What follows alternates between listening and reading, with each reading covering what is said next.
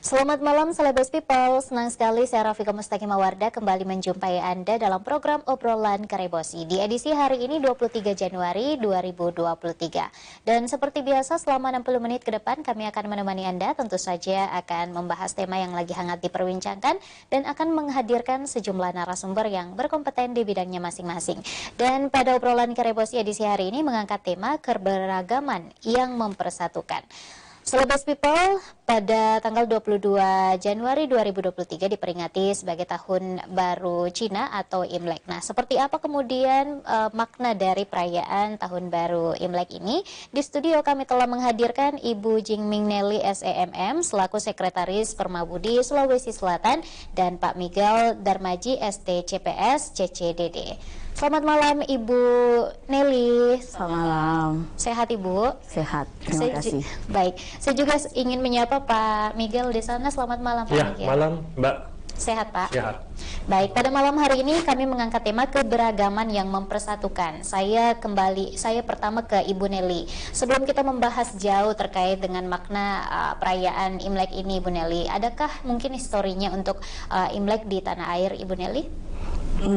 Imlek di negara kita ini kan sudah sejak orang Tionghoa ada di Indonesia seharusnya sudah dirayakan ya, meskipun mungkin tidak luas atau tertutup di keluarga masing-masing.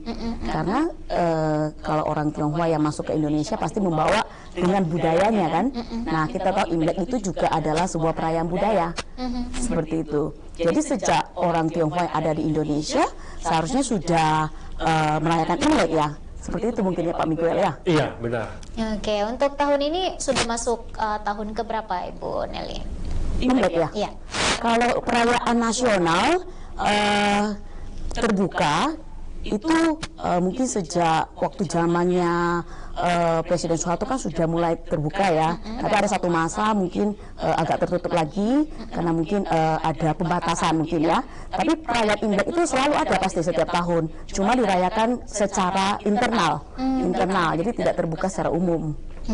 Untuk tahun ini sendiri bukan beberapa tahun ini kita dibatasi karena adanya pandemi Bu ya. Mungkin ada yang berbeda di tahun ini, boleh dijelaskan ke pemirsa di rumah. Nah, ini kita bersyukur sekali ya. Jadi sejak dicabut Pak Presiden Jokowi juga sudah mencabut ya PPKM. Nah, kita di Sulsel juga sudah lebih leluasa untuk merayakan Imlek. Nah, kita bersyukur sekali. Baru-baru ini kan kita juga mengadakan open house. Jadi kali ini sudah lebih semarak.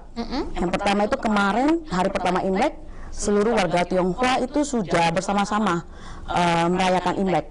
Nah, ada yang spesial sih, ya karena kemarin itu mungkin pertama kali lah sejak setelah COVID kita bisa berkumpul bersama-sama dalam jumlah yang sedemikian banyak. Targetnya itu kan 1.000 orang. Kemarin yang hadir itu lebih dari 1.000 orang. Jadi kita bisa saling ketemu, saling bersilaturahmi, mengucapkan selamat. Jadi lama yang tidak jumpa, selama ini di rumah saja, seperti itu. Nah, kemarin sudah mulai bisa rame-rame kumpul sama-sama. Ini bahagia sekali. Setelah beberapa tahun Ibu Nelly ya? Iya. Oke, dihadiri siapa aja Bu Nelly? Nah, jadi pemerkasa dari kegiatan ini ada PSMTI, Paguyuban Sosial Marga Tionghoa Indonesia, ada Perhimpunan Inti, lalu ada Persatuan Umat Buddha Indonesia. Nah, juga yayasan-yayasan, ada juga Yayasan Budi Luhur, ada Ikatan Wanita Tionghoa Indonesia, lalu ada juga Perwanti. Jadi hampir semua lah ya, semua yayasan organisasi Tionghoa yang ada di Sulsel sepakat bersama-sama merayakan bersama-sama. Kalau dulunya itu kan kita mungkin di rumah masing-masing ya, saling berkunjung. Betul. Jadi misalnya saya ke rumahnya Pak Miguel, nanti Pak Miguel datang ke rumah saya. Nah, itu kan butuh waktu yang agak panjang, ya toh. Dan kadang juga banyak keterbatasan lah. Iya. Apalagi liburnya mungkin cuma 1-2 hari kali ya. Jadi tidak bisa banyak yang dikunjungi. Nah, maka kali ini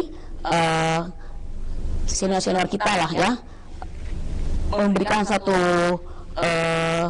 teladan yang baik untuk kita bahwa kita perlu punya satu rumah bersama gitu.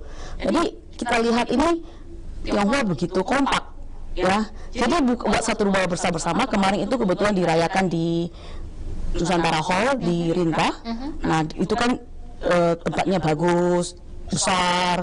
Nah, di sana kita buat open house. Dan itu Nah, melebihi itu bebas, semua bisa datang. Oke. Itu tanpa undangan. Luar biasa. Jadi tidak perlu kirim undangan. Ya, kita cuma infokan bahwa ada open house, semuanya boleh datang. Dan beragam, Bu. Jadi tidak hanya warga Tionghoa yang datang, semua saudara-saudara kita yang juga mau ikut merayakan kegembiraan Imlek juga bisa hadir di sana. Dan itu Ya. menandakan Bu ya bahwa keberagaman yang mempersatukan. Nah, jadi kita bisa juga melihat bahwa keberagaman di Indonesia itu sangat harmonis gitu.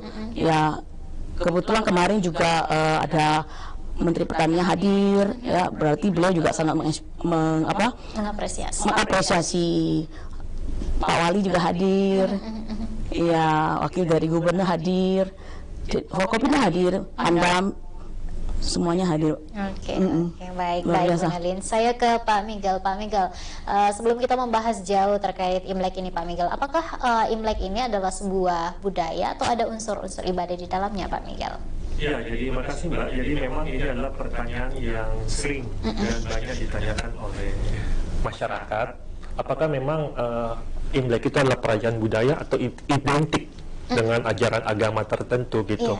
Jadi secara garis besar kami ingin menyampaikan bahwa sebenarnya Imlek itu adalah perayaan budaya.